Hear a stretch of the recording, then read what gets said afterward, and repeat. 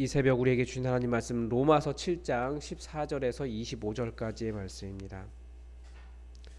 로마서 7장 14절에서 25절까지의 말씀입니다. 우리 하나님의 말씀을 다 함께 받들어 읽겠습니다.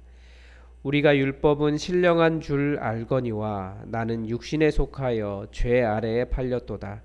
내가 행하는 것을 내가 알지 못하노니 곧 내가 원하는 것은 행하지 아니하고 도리어 미워하는 것을 행함이라. 만일 내가 원하지 아니하는 그것을 행하면 내가 이로써 율법이 선한 것을 시인하노니 이제는 그것을 행하는 자가 내가 아니요 내 속에 거하는 죄니라.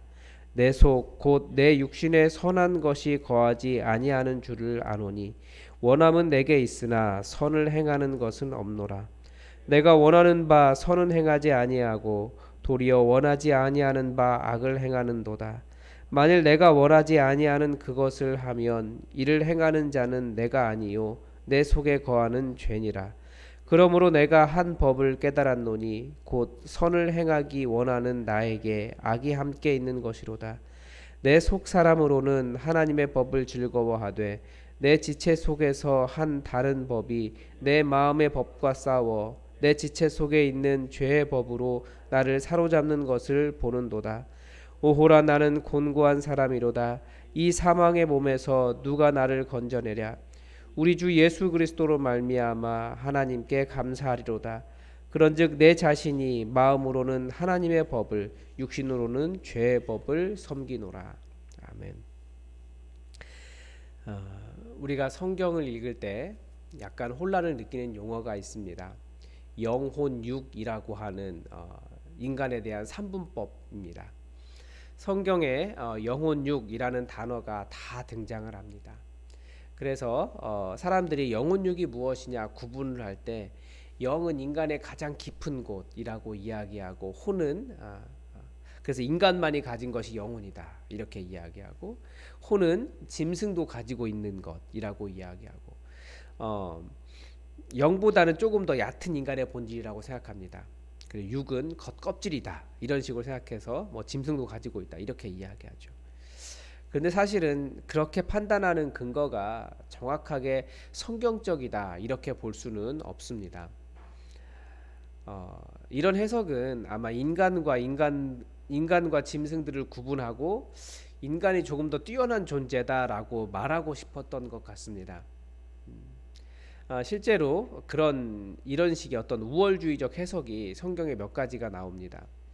예를 들면 그런 말 들어보신 적 있을 겁니다. 80년대 중반까지만 해도 한 80년대 말까지 그랬나요? 그 노아의 자손이 지역적으로 이렇게 흩어졌는데 그래서 백인이 노아의 축복을 받은 사람이고 흑인은 백인의 지배를 받는 것이 정당하다라고 하는 그런 인종차별적인 해석을 거의 교계가 지배적으로 다 그런 식으로 해석을 했습니다. 조금 더 깊이 더 오래 지나가면 노예제를 찬성한 것도 사실 성경이라기보다 교회가 노예제를 깊이 지지하던 그런 때가 있었습니다. 이런 구분도 좀 비슷한 것 같아요. 그래서 인간이 더 우월한 존재다 이런 식으로 생각을 하는 부분이 있는데 뭐 영 틀린 말은 아니지만 사실 성경은 영혼육을 그런 식으로 구분하지는 않는다라는 겁니다.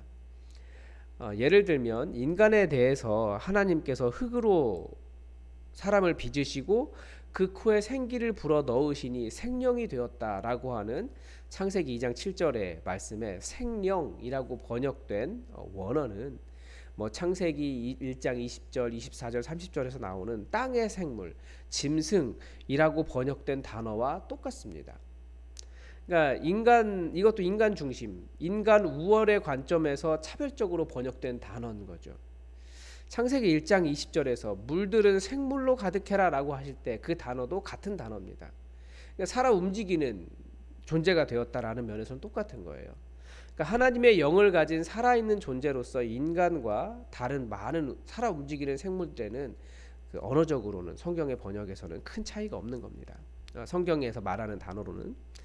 그런데 이렇게 해석하면 이제 영혼 불면설을 따르는 분들 뭐 정확하게 뭐라고 말해야 될지 모르겠는데 이제 그런 질문을 하겠죠. 개도 죽으면 천국 갑니까? 이런 질문을 하실 겁니다.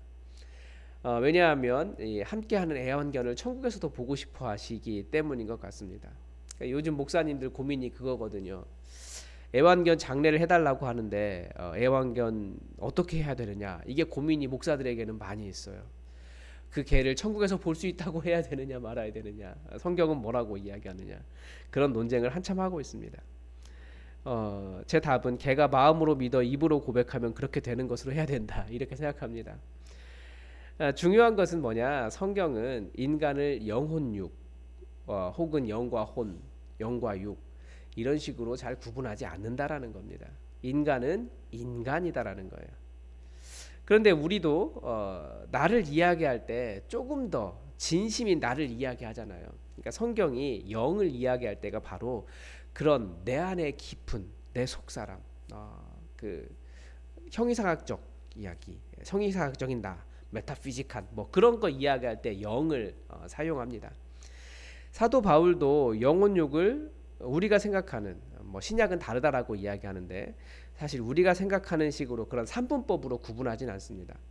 우리 사회가 왜 그렇게 삼분법으로 구분하고 있느냐, 제가 뭐 정확한 것을 다 조사하기는 어렵지만 주로 그 워치만 니의 사상, 그 워치만 니의 영향력 때문이라고 그렇게 보입니다.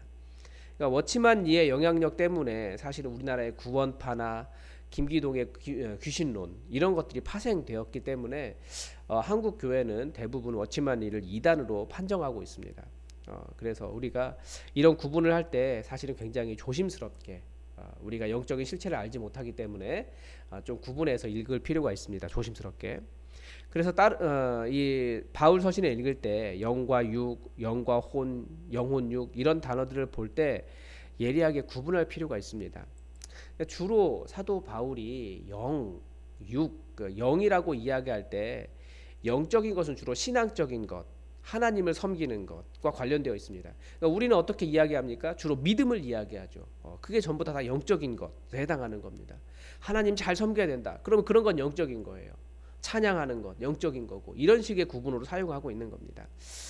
육적이라고 하는 것은 실제로 이 살덩어리를 이야기하기도 하지만 하나님과 관련이 없는 세속적인 일들, 뭐 하나님과 관련이 없는 일이 없지만 이 땅에 관련된 세속적인 일들, 이런 것들을 육적이라고 이야기합니다.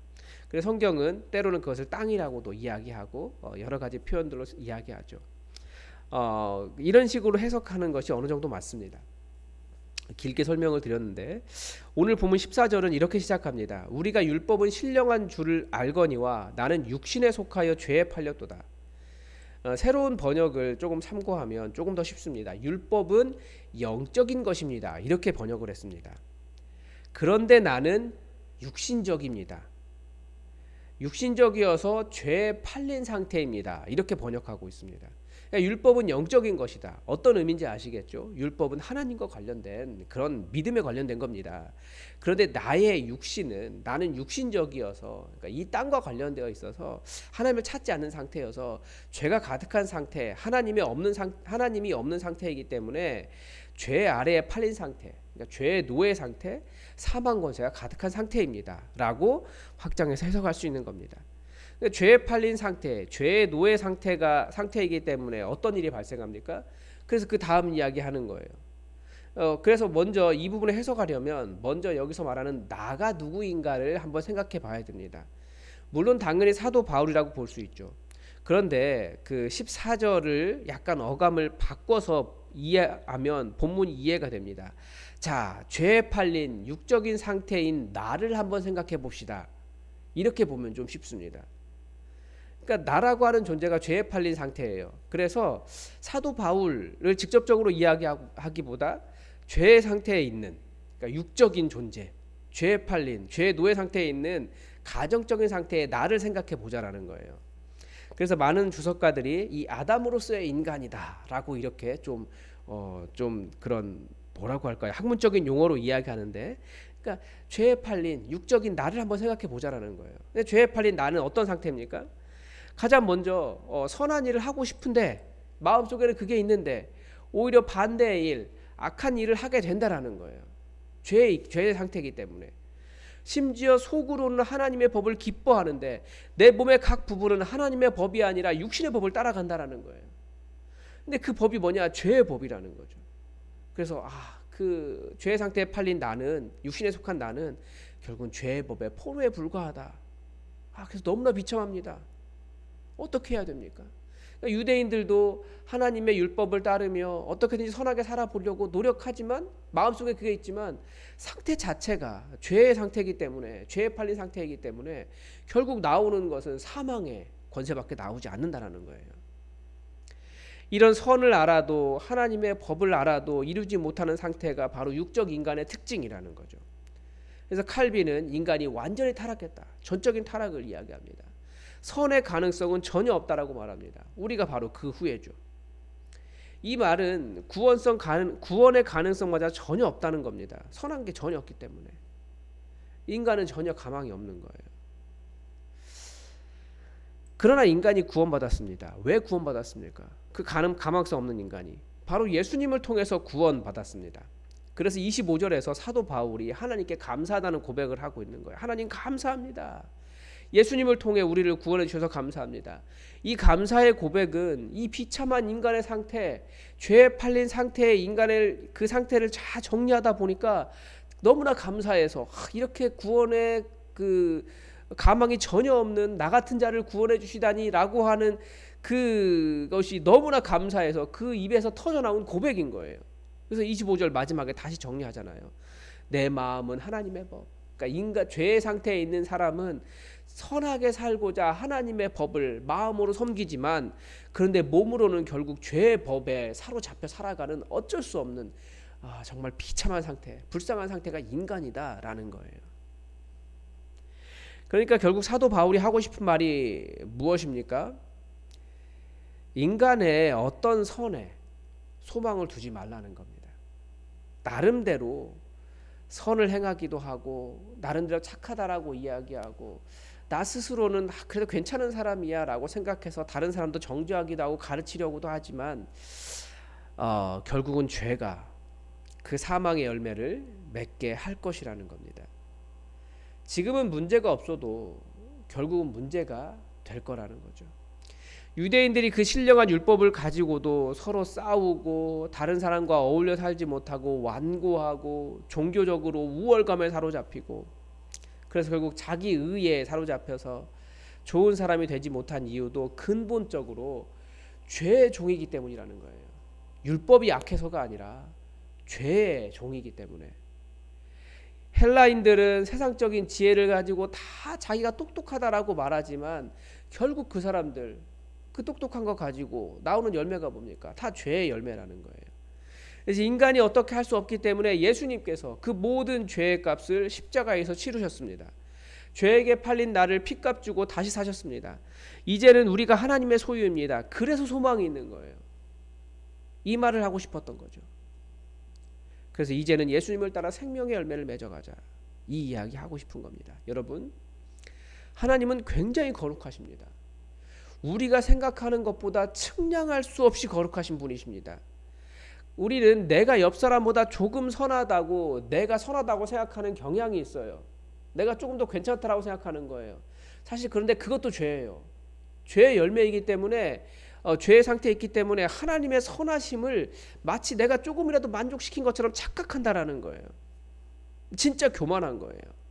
하나님의 그 선하심의 기준을 만족시킬 수 있는 인간의 의로움은 이 세상에 없습니다. 하나님은 정말 선하시거든요. 그러나 걱정할 필요가 없어요. 우리 예수님께서 십자가에서 그 선을 다 만족시키셨기 때문입니다. 우리는 예수님의 의를 신뢰하는 거지 나의 의를 신뢰하는 게 아니에요. 그래서 안전한 거예요. 그래서 괜찮은 거예요. 또한 우리가 의를 행하지 못한다고 낙심할 필요도 없습니다. 왜냐하면 우리는 나의 의를 주장하는 것이 아니라 예수님의 의를 주장하는 사람입니다. 그러니까 하나님 앞에서 하나님 저는 의롭지 않습니다. 그러나 예수님의 의를 보고 예수님 행하신 그 일을 보고 저를 용서해 주십시오라고 주장할 수 있습니다. 그래서 우리가 이 땅에서 조금 부족하게 살아도 정말 선을 행하고 싶은데도 잘 안 돼도 그래서 낙심할 것이 아니라 그래서 감사합니다. 그래서 감사합니다. 예수님 때문에 감사합니다. 저는 정말 죄 상태에 도저히 해결할 수 없는 그런 비참한 상태인데 저를 위해서 예수님이 앞에 나서주시니 감사합니다 라고 고백할 수 있다는 거예요.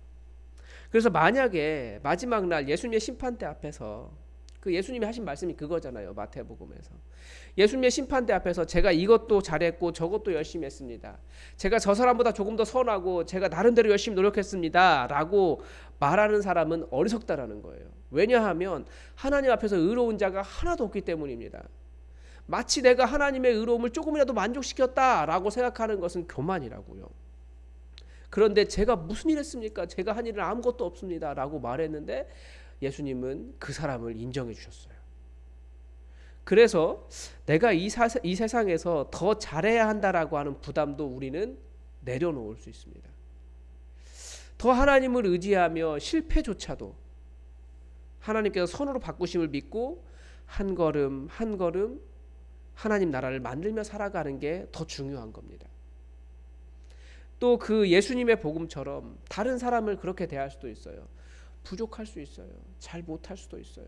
그런데 왜 그것도 못하냐 정죄하기보다 우리는 나를 용납하신 예수님 때문에 그 사랑으로 다른 사람도 용납하며 살아가는 것이 천국 그리스도인의 삶 아니겠습니까? 여러분, 우리가 이 복음적으로 생각할 수 있고 복음적으로 살아가고 복음적으로 다른 사람 대하고 이 복음 따라 또 여러분의 삶도 하나님의 평강을 누리시기 바랍니다. 오늘도 하나님의 뜻이 우리에게 이루어지기를 다 함께 주기도문으로 기도하겠습니다. 하늘에 계신 우리 아버지, 아버지의 이름을 거룩하게 하시며 아버지의 나라가 오게 하시며 아버지의 뜻이 하늘에서와 같이 땅에서도 이루어지게 하소서. 오늘 우리에게 일용할 양식을 주시고 우리가 우리에게 잘못한 사람을 용서하여 준 것 같이 우리 죄를 용서하여 주시고 우리를 시험에 빠지지 않게 하시고 악에서 구하소서. 나라와 권능과 영광이 영원히 아버지의 것입니다. 아멘. 여러분, 오늘은 금요일인데 이제 주일 준비합니다. 주일을 준비하는 최철균 목사에게 하나님의 성령을 충만하게 부어달라고, 말씀의 은혜 설교 잘 감당할 수 있게 해달라고 여러분 기도해 주시고, 모든 성도들이 예배의 자리로 모여서 하나님을 예배하는, 하나님을 경배하는 예배가 되게 해달라고 여러분 기도해 주시기 바랍니다. 그리고 또 청년부를 위해서 꼭 기도해 주시고 우리 환우들을 위해서도 꼭 기도해 주시고 우리 교회의 모든 세대가 다 골고루 부흥할 수 있도록 여러분 교회의 부흥을 위해서도 기도해 주십시오. 교회의 부흥은 수적인 부흥이 아니라 성령의 충만한 영적인 부흥에서부터 시작합니다. 진정한 부흥이 우리 교회에 있을 수 있도록 여러분 함께 기도해 주시기 바랍니다. 그리고 또 여러분의 기도 제목 가지고 간절히 하나님께 기도하시기 바랍니다. 다 함께 기도하겠습니다.